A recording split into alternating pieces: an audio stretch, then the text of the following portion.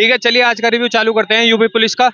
तो बात करते हैं जैसे हम जीएस की, तो क्या लेवल था जीएस का? जीएस का लेवल थोड़ा ऊपर था सुबह के अपेक्षा, लेकिन ये पेपर ठीक हो गया भाई। इतिहास के क्वेश्चन, इतिहास से कितने क्वेश्चन आए थे? इतिहास के लगभग 5 क्वेश्चन थे। इतिहास के 2 क्वेश्चन है।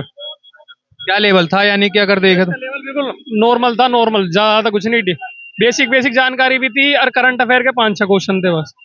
करंट अफेयर वर्ल्ड का आया था या भारत का, या फिर? पोर्टल वगैरह आए थे, ऐप वगैरह आए थे, बैंक ने भी पेमेंट वगैरह ने चालू करा, ये थे। वर्ल्ड से कुछ आया था? यू थे 2-3 क्वेश्चन थे भाई। 2-3 current affair. UP special current affair कुछ आए थे? यूपी स्पेशल करंट के थे, हाँ काफी क्वेश्चन है उसके। 2 क्वेश्चन करंट अफेयर, करंट। हाँ, हाँ करंट में कह रहा हूँ, करंट में यूपी 5-6 क्वेश्चन नहीं? वगैरह लॉन्च हुए। एक वो था, एक सेवा चली है महिलाओं के लिए, वो था यूपी की, किस नाम से आई ये थी। यूपी स्पेशल जीके के कुछ क्वेश्चन आए? यूपी संबंधित थे, हाँ। 5-6 क्वेश्चन है भाई, 5-6 क्वेश्चन आए हुए, बढ़िया क्वेश्चन है। पेपर बिल्कुल बेसिक है। मैं जिसने अच्छा पढ़ रखा होगा ना, नॉर्मल भी ठीक ठाक कर लेगा अपना। रीजनिंग भी अच्छी थी। लेंथ ही आपको कौन सा लगा रीजनिंग में की बात? डीआई वगैरह थे, अरे वो थे 4-5 क्वेश्चन वाला, पीजीआई वाला, ऐसी कुछ करके था क्वेश्चन, उसमें टाइम लगा। बाकी सब तो नॉर्मल थे, ज्यादा हार्ड नहीं है। संविधान की बात करो तो संविधान से कुछ आया था? संविधान से नहीं था। संविधान से एक क्वेश्चन था। एक क्वेश्चन है संविधान से। संविधान रिलेटेड एक अरब क्वेश्चन सागर था। की खाड़ी में कौन सी गिरती है? वो तो भूगोल से कुछ आया था भाई? भूगोल से? क्या जी? भूगोल से, भूगोल से नहीं। एक भी क्वेश्चन भूगोल से नहीं आया? नर्मदा नदी कौन सी उसमें जा रही है? अरब सागर में, अरब सागर में, हिंद महासागर में, बंगाल की खाड़ी में। 4 ऑप्शन थे।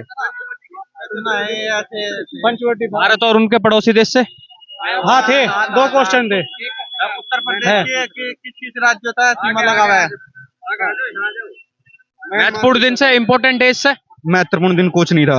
ये था कि कौन सा देश भारत के सर छूता नहीं है, वो उसका वो था, क्या नाम है, मालदीव। म्यांमार लगा है। जो इलाहाबाद न्यायालय है, उसमें जजों की संख्या कितनी है? और उत्तर प्रदेश से एक और क्वेश्चन था कि यूपी का संविधान से रिलेटेड शायद कुछ था एक क्वेश्चन। जीएसटी से था कुछ? जीएसटी से कुछ नहीं था। G20 की, वो G20 का फुल फॉर्म पूछी थी।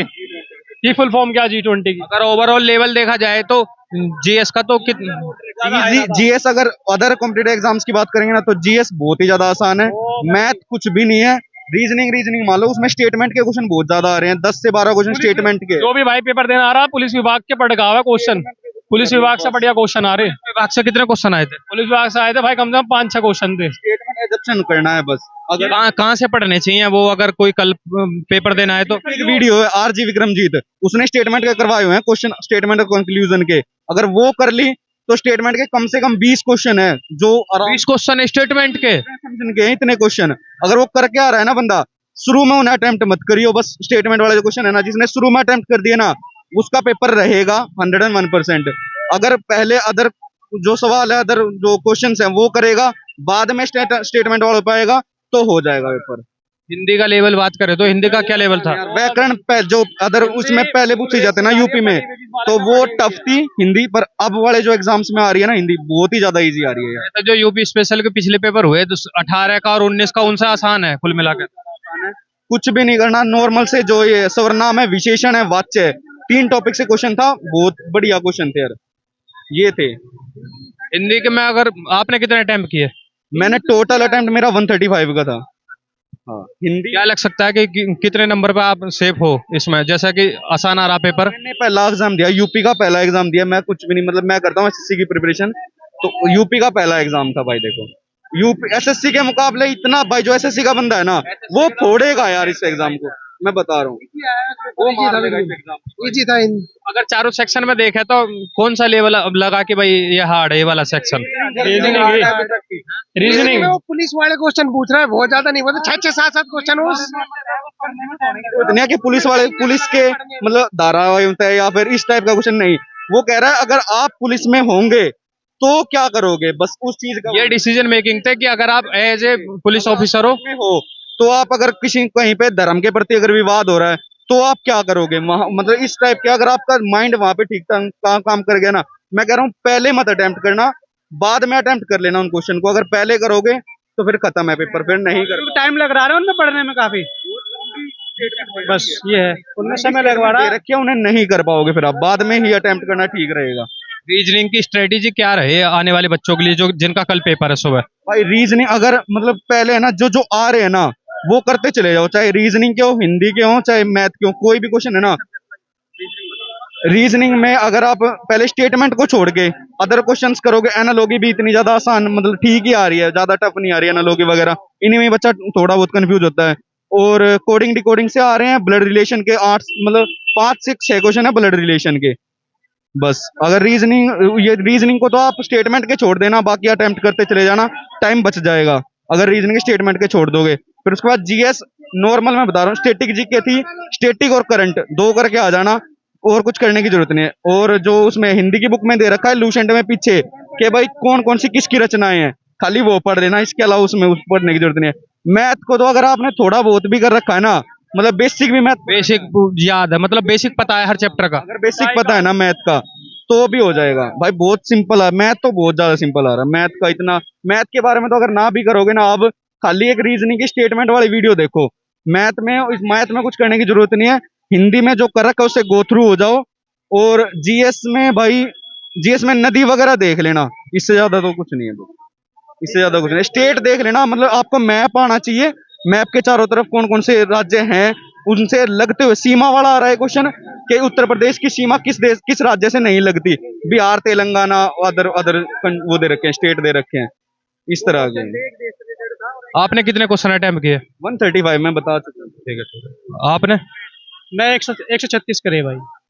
बिल्कुल। क्या लग रहा है कि कितने क्वेश्चन पे जाएगी, सेफ स्कोर रहेगा? सेफ स्कोर देखो, यूपी का मैं बता रहा हूँ, मैंने एक बार भी अटेम्प्ट नहीं। फिर भी आपको पेपर का लेवल देख के इतने फॉर्म पड़े हैं, उसके हिसाब से बच्चे जैसे अगर अदर स्टेट के बैठ रहे हैं, जैसे अगर यूपी की बात करें, आप कहाँ से हो? मैं हरियाणा सोनीपत से हूँ भाई। यही चलो ठीक है, कैसे मतलब ठीक है। अगर यहाँ अगर हम इस हिसाब से देखा जाए, अगर बच्चे ठीक ठाक जैसे अटेम्प्ट कर रहे हैं तो कट ऑफ ठीक ठाक जानी चाहिए। मेरे पहली की भी नहीं पता, मैं बता दूं कुछ भी बोल दूं, मेरे को पहली कट ऑफ का नहीं पता। अगर मेरे को पहली कट ऑफ का पता होता तो मैं बता देता कि भाई इतनी कट ऑफ तो जाएगी, इसका मेरे को कोई अंदाज नहीं है। बट बाकी अगर जैसा ये आ रहा है ना, लेवल आ रहा है, तो ठीक ठाक ही जानी ये भाई मेरिट ऊपर ही जाएगी। पिछली बार से तो ऊपर जाएगी जिस हिसाब का अभी चल रहा है पेपर। बिल्कुल बिल्कुल जाओगी भाई, बिल्कुल जाने। नॉर्मलाइजेशन तो है ऊपर। आप कहना चाहो पेपर के बारे में, कल जो बच्चे आ रहे हैं? कल जो बच्चे पेपर देने आ रहे हैं थोड़ा ध्यान से पढ़ ले, ज्यादा हार्ड नहीं है पेपर, थोड़ी मेहनत भी करेगा बच्चा ना, टेंशन लेने की जरूरत नहीं है इतनी। टेंशन ना ले भाई। ये जो हुआ मचा रखा था भाई यूट्यूब पे टीचरों ने, उनका ये सब बेकार की बातें हैं, नॉर्मली पढ़ेगा ना बच्चा मजे मार लेगा पेपर। प्रमोशन है आरजी विक्रमजीत का, मैं बता रहा हूँ। आरजी विक्रमजीत के एक वीडियो है भाई, 1 घंटा 39 मिनट की है, मैं ये भी बता रहा हूँ। मैंने खुद ने सुबह देखी है, मैंने पहले शिफ्ट का देखने के बाद मैंने देखी थी वो स्टेटमेंट वाली वीडियो। स्टेटमेंट की वीडियो देखने के बाद मेरे हो गए भाई, आपका पता नहीं भाई तो स्टेटमेंट और वो कर का है रीजनिंग में खासकर। स्टेटमेंट भाई, स्टेटमेंट जरूरी है बस। गेम चेंजर हो जाएगा। आपके 20 क्वेश्चन आ रहे हैं, अगर स्टेटमेंट से आ रहे हैं 20 क्वेश्चन, आप वहां से अटेम्प्ट कर रहे हो तो नॉर्मल सी बात है। रीजनिंग का खेल पलट देगा, जो भी सिलेक्शन है ना वो 20 क्वेश्चन है। लो उन्हीं 20 क्वेश्चन पे सिलेक्शन कहीं ना कहीं अटकेगा। जो उन 20 क्वेश्चनों को बच्चा कर जाएगा वो कहीं ना कहीं सिलेक्शन का दावेदार पक्का हो जाएगा। शुरू में मत attempt शुरू में बस ये है कि आदमी फंसे ना उनमें, अगर कोई इंसान उसमें फंस गया ना, उनको शुरू में अटेंड नहीं करना, वो नहीं करने। अगर कोई भी क्वेश्चन टाइम टेकिंग ले रहा है ना, उसे छोड़ दो, उसे बात पढ़ने में टाइम ज्यादा ले रहा। बहुत टाइम ले रहा है क्वेश्चन वो। है भाई। जो स्टेटमेंट दे रखी है ना वो लंबी है, आप कंक्लूजन देखो, कंक्लूजन बहुत छोटा है बट स्टेटमेंट बहुत लंबी दे रखी है उसने। मैं कंफ्यूज हो जा रहा बच्चा पढ़ के, क्या भाई पूछ क्या रहा, हालांकि है बिल्कुल फंसेगा ना, तो वो अपना जो आने वाला है, जो आता है ना इजी भी है, जो हिंदी आने वाली इजी है, बहुत इजी आ रही है हिंदी, वो आराम से पैनिक हो जाएगा कुल मिलाकर अगर टाइम निकल गया तो। टाइम निकल जाएगा तो पैनिक हो जाएगा, वो अटेम्प्ट नहीं कर पाएगा, सिलेक्शन से दूर हो जाएगा। टाइम मैनेजमेंट की बात करें तो टाइम पूरा पड़ रहा है या फिर कहीं कमी लगी आपको? मैं बता रहा हूँ, अगर आप स्टेटमेंट मत देखना, शुरू में रीजनिंग के स्टेटमेंट्स को छोड़ देना, अदर क्वेश्चन अटेम्प्ट कर लेना, आपका टाइम बच जाएगा। अगर आपने शुरू में स्टेटमेंट पकड़ ली ना, आप ईगो पे लेके कि भाई स्टेटमेंट पहले करूंगा मैं, यही करने हैं करने हैं, तो फिर आप अड़च जाओगे, फिर नहीं हो पाएगा पेपर। कहीं ना कहीं फंसाने का है ये पेपर में। हाँ बिल्कुल, पेपर पूरा नहीं हो पाएगा अगर इसमें फंस गए। पिछली बार का जो सीपीयू था उसमें कर रखा था, लंबी स्टेटमेंट दे रखी थी, उसमें जो बच्चा शुरू में फंसा था ना उसका पेपर खराब हुआ। टाइम फंसाने का है उस पूरा सिस्टम। उसे शुरू में मत अटेम्प्ट करना, ये बस एक लास्ट वो है भाई, शुरू में मत अटेम्प्ट करना, लास्ट में आ जाना स्टेटमेंट पे, पेपर हो जाएगा। ठीक है, चलिए अब ठीक है, ओके, होप